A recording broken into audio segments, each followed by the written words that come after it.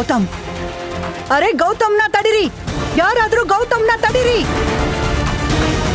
ಗೌತಮ್ ಅನ್ವಿತಾಗೋಸ್ಕರ ತನ್ನ ಹೃದಯದಲ್ಲಿ ಪ್ರೀತಿ ಇಟ್ಕೊಂಡಿದ್ದ, ಹಾಗಾಗಿ ಅವಳನ್ನ ಕ್ಷಮಿಸಿದ. ಆದ್ರೆ ಉಳಿದ ಫ್ಯಾಮಿಲಿ ಮತ್ತು ಅಜ್ಜಿ ಬಗ್ಗೆ ಆಕ್ರೋಶದ ಕಿಡಿ ಇನ್ನು ಅವನ ಹೃದಯದಲ್ಲಿ ಉರಿತಾ ಇತ್ತು. ಮಾರನೇ ದಿನ ತನ್ನ ನೋವನ್ನ ನಗುವಿನ ಹಿಂದೆ ಬಚ್ಚಿಟ್ಟು ಮತ್ತೆ ತನ್ನ ಹಳೆ ಸೈಕಲ್ ಅನ್ನ ತಗೊಂಡು ಗೌತಮ್ ಅನ್ವಿತಾಳ ಫ್ರೆಂಡ್ಸ್ ನ ಪಿಕಪ್ ಮಾಡೋಕೆ ಅಂತ ಏರ್ಪೋರ್ಟ್ಗೆ ಹೋದ. ಪ್ಲೇನ್ ಲ್ಯಾಂಡ್ ಆಗಿ 20 ನಿಮಿಷ ಆಗಿತ್ತು. ಅನ್ವಿತಾಳ ಇಬ್ರು ಫ್ರೆಂಡ್ಸ್ ಗೌತಮ್ಗಾಗಿ ಏರ್ಪೋರ್ಟ್ ನಲ್ಲಿ ವೇಟ್ ಮಾಡ್ತಿದ್ರು. ನಿನ್ ಫ್ರೆಂಡ್ನ ಹಸ್ಬೆಂಡ್ಗೆ ಏನಾಯ್ತು? ಅವ್ನ್ ಇನ್ನೂ ಬಂದಿಲ್ಲ.